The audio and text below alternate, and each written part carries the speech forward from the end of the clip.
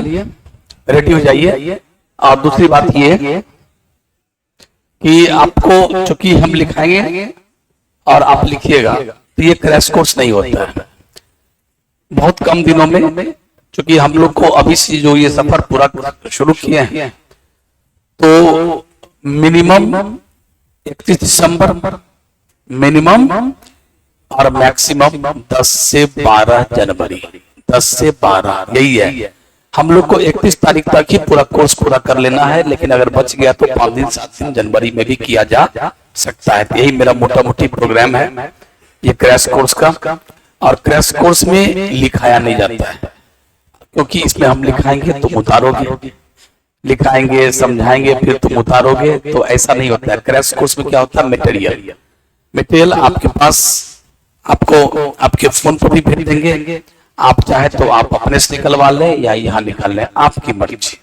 लेकिन आपके पास अगर वो मटेरियल होगा तो आप उसको सामने में देखते जाइए, है ना, सामने में देखते जाइए और उसके बाद आप पढ़ते जाइए और फटाफट हम बोलते जाएंगे। दिमाग को बिल्कुल कंसंट्रेशन में रखना है। थोड़ा भी अभी से एक हाथ दो दिन क्या करना, अभी थोड़ा स्लो रहेगा, एक हाथ दो दिन है ना, थोड़ा सा कुछ कॉपी पर लिखाएंगे या अगर कहीं लिखा हुआ हम भेज दिए अभी, क्योंकि अब मेरे पास उतना टाइम नहीं है कि अब ये सब हम लिख ही रहे थे। पर क्लास का हम लिखते जाएंगे भेजते जाएंगे, लिखते जाएंगे भेजते, कोशिश करेंगे रात को लिखे, थोड़ा सा अपने से लिखेंगे, मेरे हैंड राइटिंग में ही आपके पास जाएगा सब कुछ, ठीक है, टोटल चीज शुरू से लेके अंत तक। तो इसीलिए ध्यान रखिएगा कि एक हाथ 2 दिन का बात है, अभी थोड़ा हल्का सा स्लो रहेगा, बाकी फास्ट रहेगा। चलिए तो शुरुआत करते हैं crash course 12th biology. Biology में टोटल 16 चैप्टर है, उसे 3 चैप्टर को हटा दिया गया, लेकिन बिहार बोर्ड उस 3 चैप्टर को भी रखे हुए हैं। तो सब मिलाकर 16 चैप्टर हम लोग को पढ़ना तो पढ़ना ही है। उसमें से हम लोग शुरू करते हैं पहला चैप्टर से। लेकिन पहला चैप्टर शुरुआत करने से पहले जो मेरी आदत रही है कि जब भी हम बायोलॉजी पढ़ाते हैं तो बच्चों में कुछ उसके पहले कुछ ज्ञान की बातें भरते हैं, कुछ ज्ञान, जिस ज्ञान के बिना पहला चैप्टर दूसरा चैप्टर कोई भी चैप्टर अधूरा है। खास करके शुरुआती का 6 चैप्टर बिल्कुल अधूरा है। वो ज्ञान हम शुरू में देते हैं, जिसको हम मंत्र के नाम से भी रखते हैं। जो हमारे यहाँ रेगुलर क्लास करते हैं वो, या जो नहीं किए सुन लीजिए, उसको मंत्र का नाम दिए। अब वो संस्कृत का मंत्र नहीं है, वो कंसेप्ट है, बायोलॉजी का ज्ञान है, कंसेप्ट है। इसीलिए आप लोग सबसे पहले शुरुआत करते हैं, यहाँ ऊपर हेडिंग दीजिएगा क्रैश कोर्स। ये आपका क्रैश कोर्स, आपका कॉपी जो चलेगा, ये कॉपी है क्रैश कोर्स का।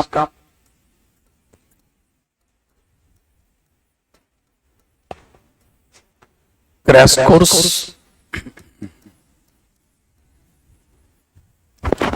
Course biology 12th class.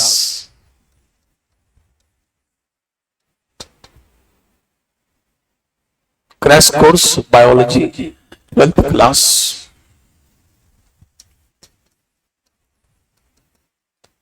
आज डेट कितना बेटा? 22 21। अच्छा,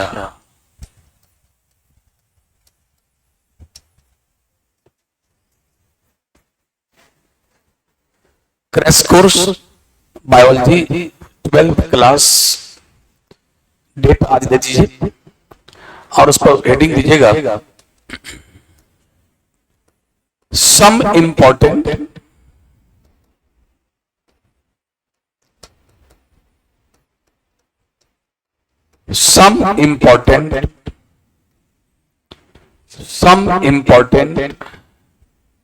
facts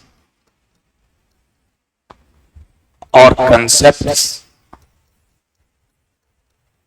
जिसको हम लोग मंत्राज कहते हैं, यानी मंत्र। बस अपने स्टाइल में इसका नाम मंत्र है। फैक्ट्स माने तथ्य, कुछ इंपॉर्टेंट फैक्ट्स और कंसेप्ट्स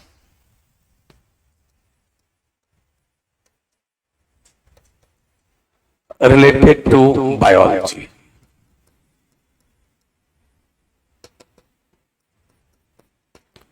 बायोलॉजी से रिलेटेड, बायोलॉजी से संबंधित कुछ महत्वपूर्ण तथ्य, सम इंपॉर्टेंट फैक्ट्स और कंसेप्ट रिलेटेड टू बायोलॉजी। लिखिए पहला कंसेप्ट,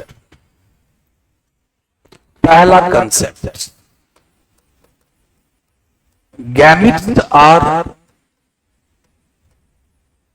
ऑलवेज हैप्लॉइड। ये बात आपको बहुत अच्छे ढंग से माइंड में सेटअप करना पड़ेगा, बिठाना होगा। ये लाइन याद कर लीजिए। जैसे आपको मछली जल की रानी है, याद है, मछली जल की रानी है, जीवन उसका पानी है, हाथ लगाओ डर जाएगी, बाहर निकालो जॉनी जॉनी। कितना अच्छा से याद है। Like that you have to remember all this facts which I am going to make you write down. So आप ध्यान दीजिएगा, ये सारा फैक्ट्स आपके जुबान पे होना चाहिए। Gametes are always haploid, gametes are always haploid.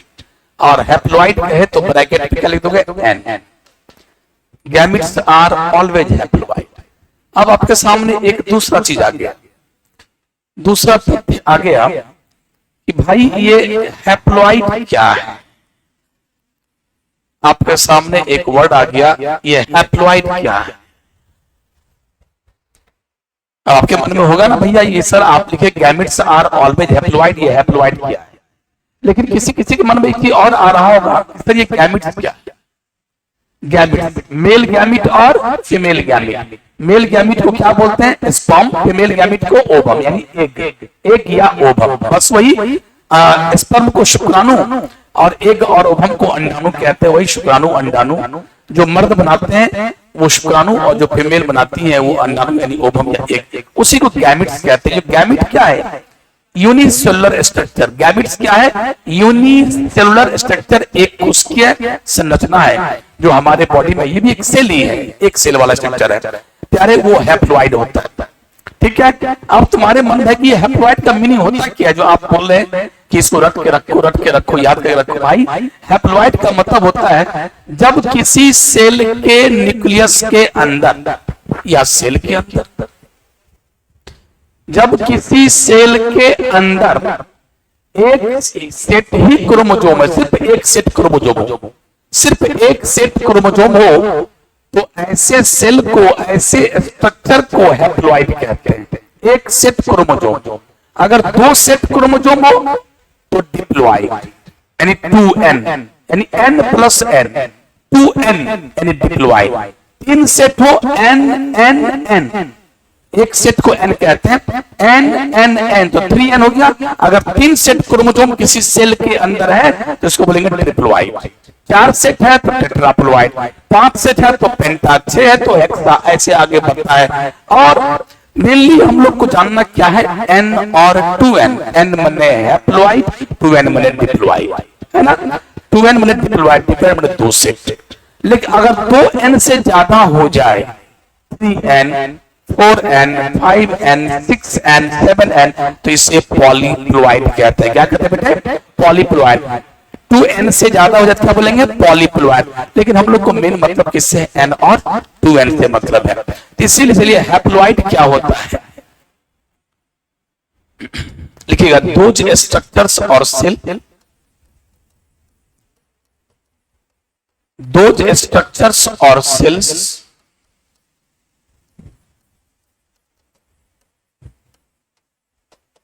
having only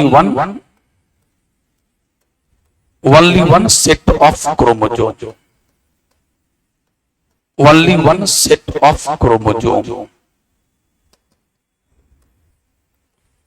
are called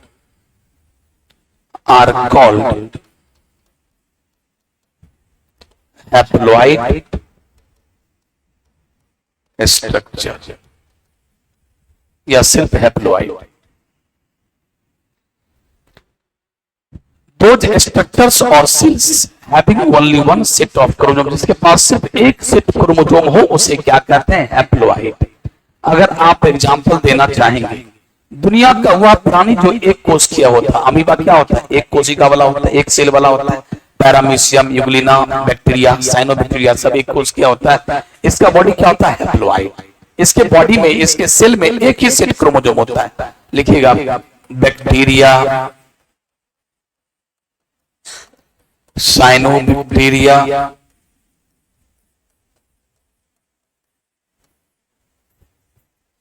bacteria, cyanobacteria, amoeba, amoeba, etc. Amoeba के बाद इसे लिखो and other,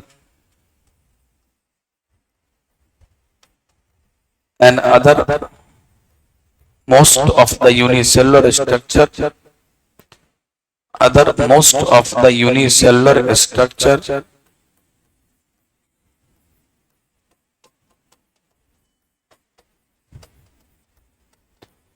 are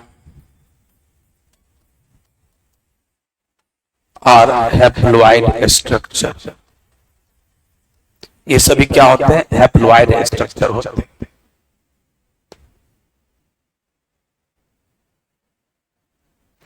Those structures or cells having only one set of chromosomes are called haploid structure।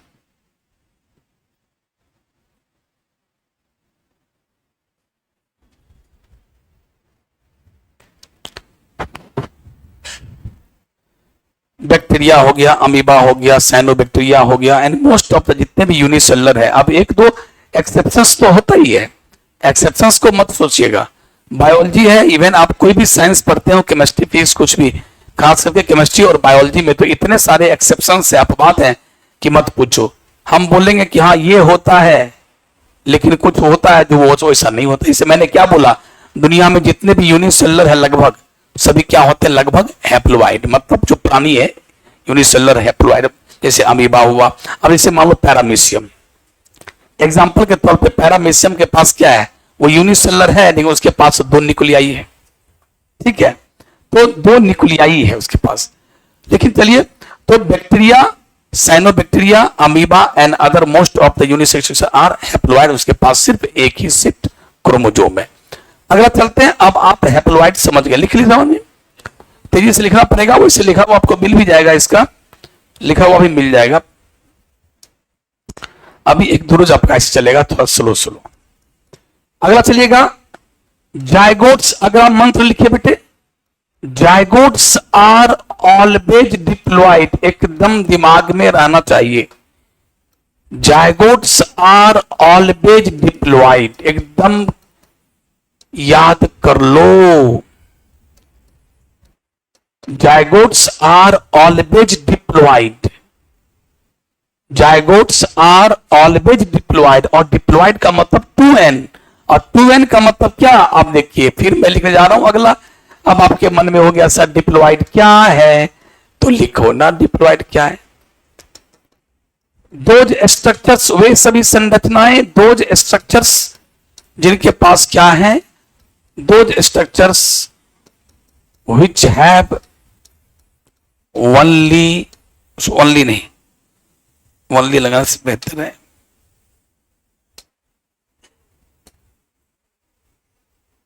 अजीब स्थिति है लेकिन मिटेगा नहीं।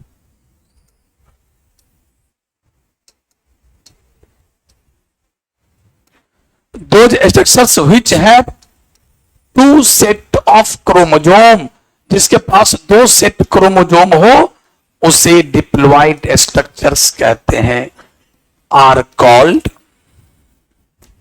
Diploid structures. दुनिया में जितने भी प्राणी हैं, बैक्टीरिया, साइनोबैक्टीरिया, अमीबा, ये सब को छोड़कर जितना भी तुम नाम जानते हो, बिच्छू से लेकर पेड़ पौधे से लेकर इंसान तक, गाय बैल बकरी जो भी चीज है, सांप, टोटल चीज क्या है? डिप्लॉइड। मक्खी मच्छर, जितना तुम नाम जानते हो, अब इसमें भी एक दो एक्सेप्शन को छोड़ करके सभी क्या है? डिप्लॉइड। जैसे मनुष्य क्या है? डिप्लॉइड। हमारे बॉडी का हर सेल क्या है? डिप्लॉइड। तो चलिए, those structures which have two set of छूट गया, two set of chromosomes are called, diploid छूट गया, आर कॉल्ड डिप्लॉइड। डिप्लॉइड छूट गया, आप डिप्लॉइड बीच में रख दीजिए, are called diploid structure. Examples पे क्या दीजिएगा? दुनिया में जितने भी प्राणी हैं most of the organism on the earth, most of the organisms are diploid.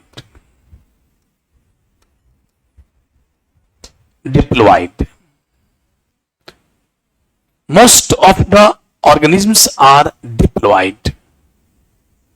diploid. Those structures which have two set of chromosomes, सिर्फ वर्ड याद कर लीजिए ना, दो सेट जहां क्रोमोजोम हो, दो सेट क्रोमोजोम हो तो डिप्लॉइड, एक सेट क्रोमोजोम हो तो हैप्लॉइड। जैसे जायगोट, जायगोट क्या है? डिप्लॉइड। इसका मतलब जायगोट के पास n+n है। अब संख्या पे मत जाना, जैसे इंसान में 2n का मान 46 होता है, मनुष्य में 2n का मान 46, किसी में 2n का मान 14, किसी में 2n का मान 30, 20, 34। अगर हम एप्पल की बात करें, सेब, तो उसके एक सेल में, एप्पल के प्रत्येक सेल में आपका पहला चैप्टर में लिखा हुआ है 34 क्रोमोसोम है ना। ऐसे ओनियन के प्रत्येक सेल में, ओनियन प्याज के प्रत्येक सेल में 16 क्रोमोसोम है। और क्या हुआ? ओनियन क्या है? डिप्लॉइड।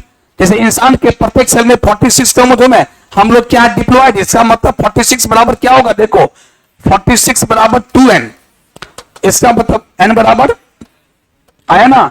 तो हम लोगों में n का मान कितना है? 23, और 23 मिल गया तो 46 है ना।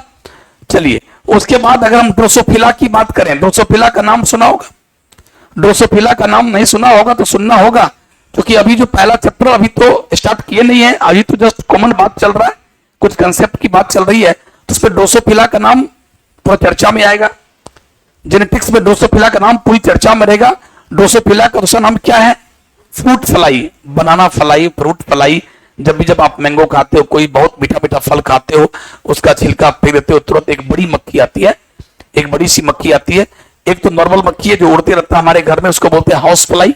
क्या बोलते हैं? House fly. और एक बड़ी मक्खी आती है, चमकीली सी, या फिर चमकीली नहीं भी होती है, बड़ी में थोड़ी बड़ी होती है, उसी को कहते हैं हम लोग क्या चीज? Fruit fly. तो फ्रूट फ्लाई के प्रत्येक, फ्रूट फ्लाई क्या? डिप्लॉइड। मटर क्या है? डिप्लॉइड। बिच्छू क्या है? डिप्लॉइड। हाथी क्या है? डिप्लॉइड। गधा क्या है? डिप्लॉइड। हर प्राणी डिप्लॉइड है। डिप्लॉइड का मतलब उसके बॉडी का कोई भी सेल निकाल लो, उसमें 2 सेट क्रोमोसोम होगा। सेट का मान अलग अलग होगा सब में। हाथी का एक सेट का अलग होगा, हम लोग का एक सेट 23 है, मटर में एक सेट में 7 क्रोमोसोम 7, ड्रोसोफिला के एक सेट में 4 क्रोमोसोम, ड्रोसोफिला के एक सेट में 4, यानी 2n का मान कितना होगा? 8, इसीलिए n बराबर। अगर मैं मटर की बात करूं तो 2n का मान, डिप्लॉइड का मान कितना? 14, तो मटर में एक सेट में कितना? 7। अगर हम एप्पल की बात करें, एप्पल में 2n का मान 34, तो n का मान कितना? 17। अगर हम बात करें ओनियन का, तो 2n बराबर कितना? 16, इसीलिए n बराबर कितना? 8। ऐसे अगर हम तितली की बात करें, बटरफ्लाई की बात करें, तो 2n बराबर 380। बटरफ्लाई के प्रत्येक सेल में, बटरफ्लाई यानी तितली के प्रत्येक सेल में 380 क्रोमोसोम है। ये सब आपके पहला चैप्टर में, रिप्रोडक्शन इन ऑर्गेनिज्म में सब लिखा हुआ है एनसीईआरटी में। 380 क्रोमोसोम है, तो इसलिए n का मान कितना होगा? 190। कितना होगा? 190। बस यही बताना चाह रहे थे कि डिप्लॉइड हैप्लॉइड की बात बताना चाह रहे हैं। चलिए, डिप्लॉइड हैप्लॉइड की चर्चा हमेशा होती रहता है, इसीलिए ये सब नाम हम बाद में लिखा देंगे। चलिए, तो अब आप डिप्लॉइड समझ गए। तो gametes are always haploid. Gametes are दुनिया में कहीं भी गैमिट का नाम कोई ले ले, कोई भी गैमिट का नाम ले ले, चाहे पेड़ पौधे में हो, छोटे प्राणियों में हो, बड़े प्राणियों में, कहीं भी गैमिट का नाम ले ले, तो गैमिट का मतलब ही होता है एक सेट क्रोमोसोम हैप्लॉइड। ये बात याद कर लो। अगर जायगोट का मतलब भी होता है, जायगोट का मतलब भी होता है डिप्लॉइड, यानी 2 सेट। क्योंकि जायगोट कैसे बनता है, जो आदमी नहीं जान रहे हो जायगोट कैसे बनता है, तो बता देता हूं। मान लो कि ये क्या है? Male gamete. ये है,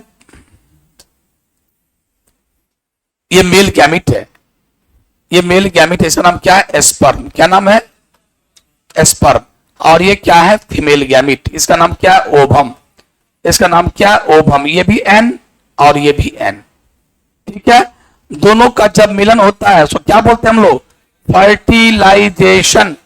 जब दोनों मीट करता है, दोनों फ्यूज टुगेदर, जब दोनों एक साथ मिल जाता है, तो क्या बन जाता है? जाइगोट। क्या बन जाता है? जाइगोट। और जाइगोट क्या बन जाता है? 2n। n अपना दे दिया, ये n अपना दे देता है, दोनों कैसे सकता है? तो आप तीसरा चैप्टर में आप डिटेल्स भी पढ़ोगे, ऐसे जान लो। जब स्पर्म सकता है तो अपना सर हल्का सा घुसाता है इस सेल में, हल्का सा अंदर कर दिया, और ये अपना क्या दे दिया? न्यूक्लियस। इसके न्यूक्लियस में कितने क्रोमोसोम? अगर मैं मनुष्य की बात करूं, इंसान की बात करूं, तो हमारा एन का मान कितना? 23। हमारे स्पर्म में कितने? 23। और इसके ओवम में कितने? 23। तो इसने क्या किया? अपना हल्का सर घुसाया ऐसे करके ओवम है, ऐसे अपना सर ऐसे करता है स्पर्म, और अपना क्या दे देता है? अपना 23 क्रोमोसोम दे दिया, अपना न्यूक्लियस दे दिया। उसके बाद ओवम का अपना पहले था ही 23, 23 मिल गया, क्या बन गया? 2n। तो जब तक स्पर्म का न्यूक्लियस और ओवम का न्यूक्लियस फ्यूज नहीं हुआ था, तब तक इसका नाम था ओवम। क्या नाम था? लेकिन जैसे ही स्पर्म अपना हेड घुसाया, अपना न्यूक्लियस दिया, और इसका न्यूक्लियस और उसका न्यूक्लियस दोनों मिला और 2n बन गया, तो अब इसका नाम अब क्या हो गया? जाइगोट। इसका नाम अब एक नहीं होगा, क्या होगा इसका नाम? जाइगोट। इसका नाम जाइगोट हो गया। तो क्या देखा आपने? आज के बाद याद रखो, जाइगोट बनता कैसे है? मेल और फीमेल गैमिट के फ्यूजन से, दोनों के सटने से जाइगोट बनता है। तभी तो मैं कहता हूं, दुनिया में कहीं भी कोई जाइगोट का नाम ले ले, जायगोट तो आंख मूंद के कहना, जायगोट्स आर ऑलवेज डिप्लॉयड। उसमें 2 सेट क्रोमोसोम होगा ही, एक सेट आया स्पर्म से और एक सेट पहले से किसका था? ओवम वाला, है ना। और यहां एक बात और आपको जानकारी दे दें कि जायगोट हमेशा एक सेल वाला होता है। जायगोट कितना से होता है? लेकिन आप में से कुछ बच्चे ऐसे हैं, सोचता होगा कि सर स्पर्म और ओवम, स्पर्म एक सेल का होता है, ओवम एक सेल का होता है, दोनों सेल मिल गया तो जिस प्रकार 2n हो गया, n मिल करके, उसी प्रकार जायगोट में 2 सेल हो गया। नहीं, जायगोट एक सेल का होता है। जरा सोचो, मैं आपसे पूछना चाहता हूं, आपका ध्यान मैं इधर लाना चाहता हूं, गौर कीजिएगा। जायगोट आखिर किससे बना? किस सेल से? ध्यान दो, ये ओवम, ओवम वाला सेल ही क्या बन गया? जायगोट। ओवम वाला सेल ही क्या बन गया? इसमें सिर्फ अंतर क्या आ गया? ओवम में n है, बाद में इसका वाला जब n आ जाता है, जब सट जाता है, तो इसी एग का नाम, इसी ओवम का नाम क्या हो गया? जायगोट। क्या नाम हो गया? इसीलिए जरा सोचो, स्पर्म अपना दिया कहां कुछ? स्पर्म ना तो अपना प्लाज्मा मेम्ब्रेन दिया, ना तो कुछ दिया, बस अपना क्या दिया? न्यूक्लियस। सेल तो इसी का रह गया ना, इसी का नाम ओवम था। अब आधा घंटा के नाम के बाद इसी का नाम क्या हो गया? जायगोट। इसीलिए मैं बताता हूं कि जायगोट कितने सेल का होता है? जायगोट कितने सेल का होता है? Unicellular structure. जायगोट क्या होता है? यूनिसेलुलर स्ट्रक्चर होता है, और डिप्लॉयड होता है, एंड डिप्लॉयड। एक बार इसका फिगर आप बना जाइए, ये चीज का, ये हुआ मेल गैमिट,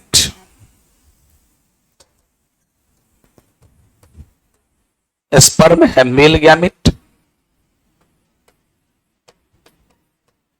और ये है फीमेल गैमिट।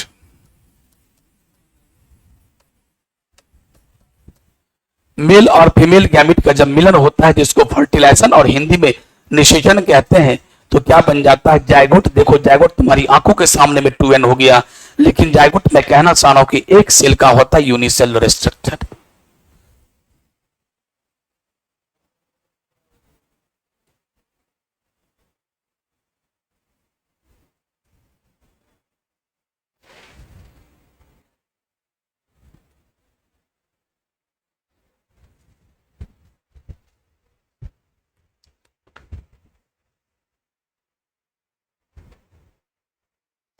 आपके पास लिखा हुआ का अगर नोट्स रहेगा तो कितना फायदा होगा।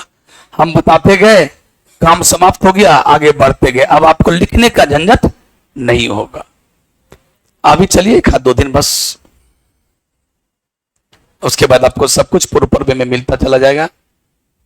फोटो शेयर करते चले जाओगे, यहां पर या फोटो शेयर मिलता रहेगा, आप लेते जाओगे। Unicellular structure and diploid.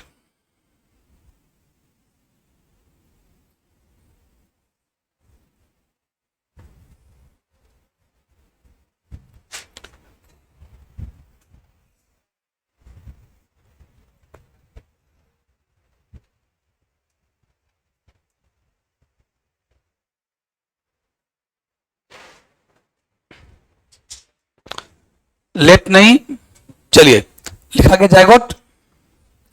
इसी चीज को दूर करने के लिए मैं बोल रहा हूं, लिखने का झंझट नहीं होता है। कभी क्रैश कोर्स भी लिखा नहीं जाता है। क्रैश कोर्स पे मटेरियल लीजिए और ध्यान पूर्वक सुनिए एक एक बातों को, क्लास में ही याद कर जाइए सब चीज।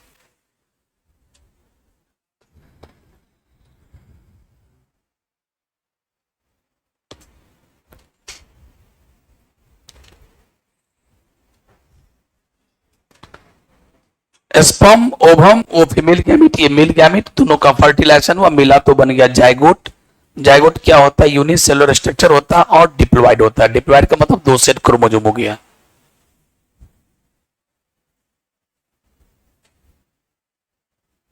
बन गया। अब देखो,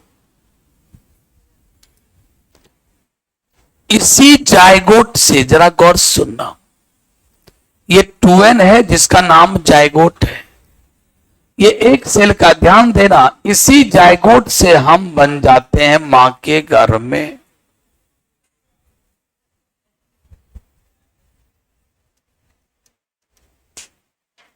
मां के पेट में जो हम लोग बन जाते हैं, ये फीटस बन जाता है, मैच्योर फीटस। 3 से 3.5 kg का बच्चा बन जाता है। 9 महीने के बाद बच्चे का जन्म हो जाता है। कोई पूछेगा कि इस बच्चे में कितना सेल है, तुम बोलोगे ट्रिलियंस ऑफ सेल, गिनती करना मुश्किल है। उतने सेल का ये बेबी बना है जिसका अभी जन्म हुआ है। माय गॉड, ये बेबी बना कैसे? तो किसी ने कहा कि मां के यूटेरस में, गर्भ में, ये जायगोट से ही फीटस बन गया। अच्छा, जायगोट तो एक सेल का था, जायगोट तो ऐसे बना था। अरे, ये दुनिया जानती है कि ओवम और स्पर्म के मिलने से जायगोट बनता है, और जायगोट से ही बाद में वो नारी गर्भवती हो जाती है, और वही जायगोट से बाद में क्या होता है? बच्चा बन जाता है। तो सर यहां तो एक सेल है, यहां कितने सेल हैं? कहे ना कितने खरब और कितने मन क्या होंगे, वो कहना मुश्किल है। सर एक सेल से इतना सेल बन कैसे गया? एक सेल से इतना सेल बन कैसे गया? उसका जवाब मात्र एक है, मात्र जवाब यह है, उसका आंसर है सेल डिवीजन। क्या आंसर होगा?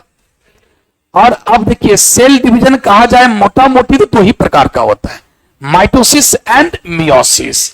Mitosis and meiosis. अब आप में से कुछ बच्चे ऐसे होंगे जो माइटोसिस नहीं सुने होंगे, जो मन से नहीं पढ़ा होगा आज तक, लुका छिपी का खेल खेलना होगा या जैसे भी हो, जिसका मैथमेटिक्स हुआ, लेकिन सुनना चाहिए। अगर आप नहीं सुने तो कम से कम आज मेरे मुंह से सुन लीजिए और इसको याद कर लीजिए। माइटोसिस और मियोसिस 2 होता है। वैसे तो सुन लीजिए, सेल डिवीजन मोटा मोटी कहा जाए तो 3 प्रकार का होता है। एक होता है अमाइटोसिस, एक होता है माइटोसिस,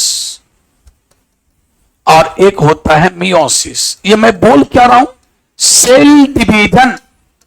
क्या होता है? सेल डिवीजन, कोशिका विभाजन, यानी कोशिका अपने बॉडी को तोड़ता है। यानी मान लो एक सेल है, वो सेल अपने पूरे बॉडी को तोड़ लिया और क्या बन गया? 2 सेल। अपने बॉडी को डिवाइड कर लिया, इसी को तो कहते हैं सेल डिवीजन। तो कभी कभी ऐसा भी होता है कि एक सेल अगर अपने बॉडी को डिवाइड किया ना, तो सोचो कितने भाग टूट गए? 1 2 3 4। यानी कभी ऐसा भी तो होता है, एक सेल टूटा तो 4 सेल बन गया। और मैक्सिमम टाइम में आप सुना होगा कि एक सेल टूटता है तो कितने सेल बनते हैं? ध्यान सुनना, यही तो है सेल डिवीजन। अगर एक सेल टूटा 2 बना तो इस सेल डिवीजन का नाम हुआ माइटोसिस। नहीं सुने तो आप सुनो, याद कर लो, 11th में हम लोग पढ़ाते हैं। 11th आपका कैसा बीता पता नहीं। और अगर एक सेल टूटा और 4 सेल बन गया तो इस प्रकार के सेल डिवीजन को मियोसिस कहते हैं, और आपको रटना होगा। For your kind information please, if you don't have the idea of meiosis, तो सोच लीजिए 5वां चैप्टर और 6ठा जो चैप्टर है वो आपका एकदम अधूरा बीतेगा। पर्टिकुलरली द 5वां चैप्टर जिसका नाम है inheritance of, principles of inheritance and variation, जो 5वां चैप्टर है वो बिल्कुल अधूरा होगा अगर आपको मियोसिस नहीं आता है तो। Anyhow you will have to collect the knowledge of meiosis. बहुत मियोसिस नहीं जान रहे हो तो कोई बात नहीं, कम से कम 4-5 लाइन जो कॉमन बात है मियोसिस का, वो तो आपको आना ही चाहिए। और माइटोसिस में बहुत बात नहीं है, ठीक है, बहुत बात नहीं है। तो माइटोसिस में क्या होता है, एक सेल टूटा तो कितने डॉटर सेल बने? देखो, जो टूटता है उसको पेरेंट सेल कहते हैं। क्या बोलते हैं? जो सेल टूट रहा है, जो विचार किया कि मैं टूटूंगा और 2 भाग में टूट गया, 4 भाग में टूट गया, जो टूटता है उसको पेरेंट सेल, और जो टूट के बना उसको डॉटर सेल। इसमें कितने डॉटर सेल बने? अब देखो, आप लोग आज तक आप लोग डॉटर का मतलब बेटी बुझते थे, है ना? डॉटर पर बेटी, बेटी होता भी है, लेकिन बायोलॉजी में डॉटर का मीनिंग क्या होता है? नया सेल, नए बच्चे, चाहे वो बेटा हो या बेटी हो, है ना? Daughter, daughter cell. Daughter cell का मतलब क्या? अगर कोई नया सेल बना तो उसको बोलते हैं डॉटर सेल। जैसे मियोसिस में कितने डॉटर सेल बने, माइटोसिस में कितने डॉटर सेल बने? जो सेल टूटा उसको पेरेंट सेल, जो टूट के बना उसको डॉटर सेल। तो यहां 2 डॉटर सेल, यहां 4 डॉटर सेल। और समझ में आ गया बात को? ये है मियोसिस, ये है माइटोसिस। अब चलिए, ये क्या है? ये और ये एकदम सेम होता है, इतनी सा अंतर है। मियोसिस और सॉरी माइटोसिस और अमाइटोसिस, इसमें सिर्फ ए का देखो, स्पेलिंग में देखो, सिर्फ ए, एक्स्ट्रा ए डाला है। दोनों में बस थोड़ा सा अंतर है, मैक्सिमम बात सही है। देखो, इसमें भी क्या होता है, एक सेल टूटेगा तो 2 डॉटर सेल बनेगा, यहां भी एक टूटेगा तो 2 डॉटर बनेगा। यहां अगर क्रोमोसोम का संख्या 2n है, अगर मान लो ये सेल डिप्लॉइड है तो ये भी डिप्लॉइड ही होगा, ये भी। अब यहां आश्चर्य मत करना कि सर यहां 2n है और अगर ये 2 सेल में टूटेगा तो इसको n हिस्सा मिलेगा, इसको n मिलेगा। यही नहीं कहना चाहोगे कि इस सेल के न्यूक्लियस में 2 सेट क्रोमोसोम है और ये सेल 2 भाग में टूटेगा तो एक को n देगा, एक को n देगा। आपके दिमाग तो ये घूम रहा है, लेकिन मैं आपको कहता हूं कि इसको भी 2n, इसको भी 2n मिलेगा। ऐसा कैसे हो सकता है सर? आपका दिमाग ढीला तो नहीं हो गया? भाई साहब, ढीला नहीं हुआ है।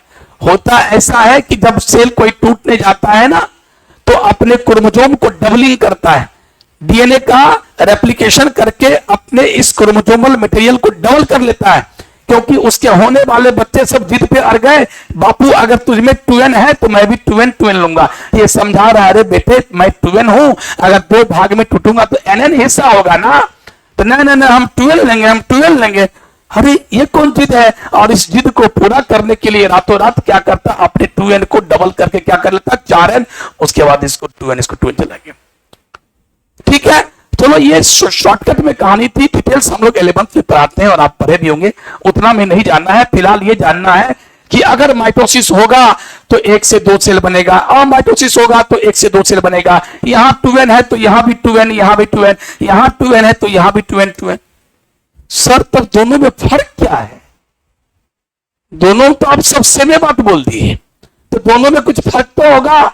भैया थोड़ा सा फर्क है, इतनी सा फर्क है। मोटा मोटी बता दें कि अगर ये 24 घंटा में होता है, मान लो मनुष्य में 24 घंटा लग जाता है, एक सेल से 2 सेल बनने में ह्यूमन में कितने देर लगता है? 24 घंटा। इसमें ईस्ट का नाम सुने हो? ईस्ट, ईस्ट क्या होता है? फंगस होता है। ईस्ट में एक सेल किससे टूटकर 2 होने में 90 मिनट का समय लगता है। 90 मिनट का है तो 1.5 घंटा।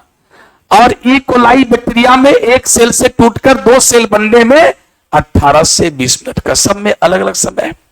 तो मेरे प्यारे बच्चों ध्यान सुनिएगा, एक सेल से 2 सेल टूटने में अगर मान लो इसमें 24 घंटा लगा तो इसमें मात्र बहुत कम समय लगेगा। समय का अंतर है, बहुत कम समय में ये हो जाएगा, बहुत कम समय में, और ये बहुत लंबा समय लेगा। अब उसमें भी है कि क्यों कम समय इसमें लेगा, क्यों ये नहीं, वो फिर आगे की बात है। थोड़ा सा अंतर है न्यूक्लियस के टूटने में। इसमें न्यूक्लियस डायरेक्ट टूट जाता है, कोई इंतजार नहीं करता है। इसमें डायरेक्ट नहीं टूटता है, फेज बाय फेज से क्रॉस करता है। भाई साहब आप जान लीजिएगा, 12वीं एक ऐसा कोर्स है जिसमें माइटोसिस मियोसिस भी पढ़ना होता है हल्का हल्का। इवन क्वेश्चन भी आता है, हर साल एक क्वेश्चन माइटोसिस मियोसिस से लॉन्ग या शॉर्ट करके आता है। लोग पढ़ता नहीं है कि चलो ऑप्शन होगा ही उसको छोड़ देंगे। थोड़ा बहुत जानकारी होनी चाहिए। आज बहुत आदमी जो आए हो कुछ अभी सोचता होगा यार ये क्या पढ़ा रहे हैं, ये बहुत जरूरी चीज पढ़ा रहे हैं आपको। 12th को पूरे समझने के लिए बहुत जरूरी बात, नहीं समझोगे हर जगह दिक्कत है, मेरा गारंटी है, गारंटी है, होल मैंने 100% गारंटी है, तुम नहीं समझ पाओगे। इसीलिए ये सुनो ध्यान से कि मोटा मोटी मैंने बोला कि दो ही प्रकार के होते हैं, माइटोसिस और, यहां पर एक सेल टूटा तो कितने सेल बनेंगे, यहां पर एक सेल टूटा तो कितने सेल बनेंगे, और ये लगभग, ये और ये लगभग। अब चलते हैं माइटोसिस के बारे में, फिर से दूसरी बात करते हैं हम लोग। एक सेल टूटा तो माइटोसिस में दो सेल बना। यहां अगर क्रोमोसोम का संख्या 2n है, दो सेट है, तो यहां भी दो सेट। अच्छा सर ये तो इक्वल हो गया, जो डॉटर सेल में क्रोमोसोम का संख्या हो वो ये यहां है तो इक्वल हो गया। इसीलिए माइटोसिस का दूसरा नाम क्या हो जाता है, इक्वेशनल डिवीजन। क्या हो जाता है?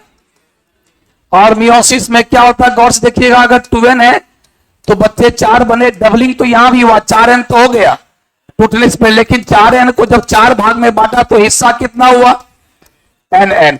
अरे देखिए इसमें क्या हुआ, पेरेंट सेल की तुलना में डॉटर सेल में क्रोमोसोम का संख्या घट गया कि बढ़ गया, घट गया, बहुत घट गया। इसमें क्या इक्वल है ना, इसीलिए माइटोसिस का दूसरा नाम ही पड़ गया इक्वेशनल डिवीजन, इक्वेशनल डिवीजन। और मियोसिस का दूसरा नाम क्या है, रिडक्शनल डिवीजन। क्या नाम पड़ गया, क्यों रिडक्शनल, रिडक्शन का हिंदी क्या होता है, घट जाना, इसीलिए मियोसिस का नाम पड़ गया रिडक्शनल डिवीजन। इसीलिए हमारे मंत्र में ये भी लाइन है, मंत्र का ये भी लाइन लिखिएगा। कहां तक पहुंचे अभी हम, कहां, यहां तक आ गए थे, क्या क्या, गैमेट्स आर ऑलवेज हैप्लॉइड। अगला हैप्लॉइड क्या है, सिंगल सेट ऑफ क्रोमोसोम। अगला जायगोट्स आर ऑलवेज डिप्लॉइड। अगला मैंने बताया डिप्लॉइड क्या है, डबल सेट ऑफ क्रोमोसोम। दुनिया का सारा प्राणी क्या है, डिप्लॉइड। डिप्लॉइड का मतलब होता है उसके बॉडी का हर सेल में कितने होंगे, दो दो सेट क्रोमोसोम। आज मैं आप लोग से एक बात पूछना चाहता हूं, बताओ मनुष्य क्या है, डिप्लॉइड की हैप्लॉइड, डिप्लॉइड। आज ये बताओ हमारे पूरी बॉडी में सेल क्या होगा, डिप्लॉइड। क्या हमारे बॉडी में कोई ऐसा सेल है जो हैप्लॉइड होगा, हमारे बॉडी में कोई ऐसा सेल है जो हैप्लॉइड होगा? यस सर, हमारे बॉडी में जो गैमिट है, मर्दों में शुक्राणु यानी स्पर्म, और औरतों में क्या होगा, ओवम। औरतों में ओवम और मर्दों में स्पर्म, ऐसा सेल होगा जो क्या होगा, हैप्लॉइड। क्या होगा, बाकी सर से लेकर पांव तक हर सेल क्या है, डिप्लॉइड। क्या है, ये याद रखिएगा। चलिए अगला जो है इसका, अगला मंत्र लिखिएगा। ये लगभग केमा मंत्र पर आ गए, 1 2 3 4, 1 2 नंबर। पहला था गैमेट्स आर ऑलवेज हैप्लॉइड, पहला मंत्र। दूसरा हैप्लॉइड क्या हुई, तो मंत्री है ना। चलिए तो अगले मंत्र में लिखिए, माइटोसिस एक ऐसा सेल डिवीजन है, mitosis is the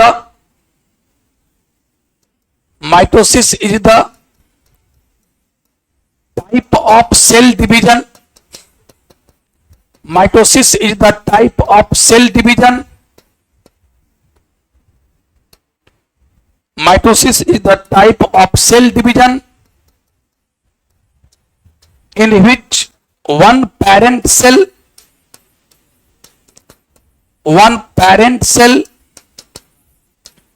divides into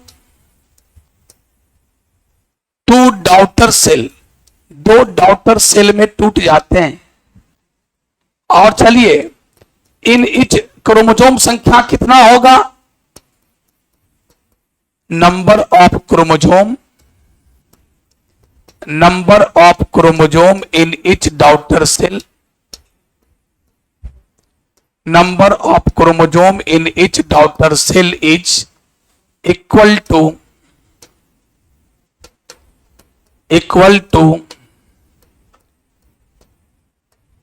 chromosome number of parent cell, chromosome number of parent cell. So इसलिए माइटोसिस इज ऑल्सो कॉल्ड, इसीलिए माइटोसिस को एक नाम दिया गया, mitosis is also called equational division. Mitosis is also called equational division. Mitosis is also called equational division. Mitosis is also called equational division. क्यों? क्योंकि जितना पेरेंट सेल में क्रोमोसोम है उतना ही इसके पास भी है। फिगर बना दीजिए, देखिए सर ये क्या है? 2n है, इसका नाम पेरेंट सेल है। ये दो भाग में टूटेगा तो बनेगा 2n, इस पे भी 2n। अच्छा सर मैं देख रहा हूं एकदम इक्वल है। ये भी क्या है? Parent cell. 3-4 एग्जाम्पल दे देते हैं। ये अगर मान लो कि 3n है तो आपको बता दें कि दो भाग में तो टूटेगा ही, ये तो बात याद कर ही लो। लेकिन यहां भी 3n, यहां भी 3n इक्वल होगा। इसका नाम क्या है? Daughter cell. इस दोनों का नाम है डॉटर सेल। यहां भी इसका नाम है डॉटर सेल। ऊपर वाले को पेरेंट सेल, नीचे वाले को डॉटर सेल कहते हैं। उसके बाद यहां चलिए बेटे तीसरा एग्जाम्पल। अगर मान लो कि इसमें n है तो सुन लीजिए ये दो भाग में टूटेगा तो यहां भी n और यहां भी n होगा। ये पेरेंट सेल हुआ। आप हर जगह यही देख रहे हैं कि क्रोमोसोम का संख्या सही में पेरेंट सेल के बराबर ही है डॉटर सेल में, इसीलिए इसको इक्वेशनल डिवीजन कहा गया।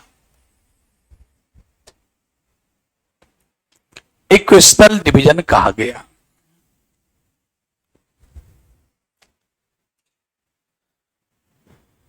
इसी तर्ज पर कौन है? मियोसिस। इसी तर्ज पर कौन है? मियोसिस।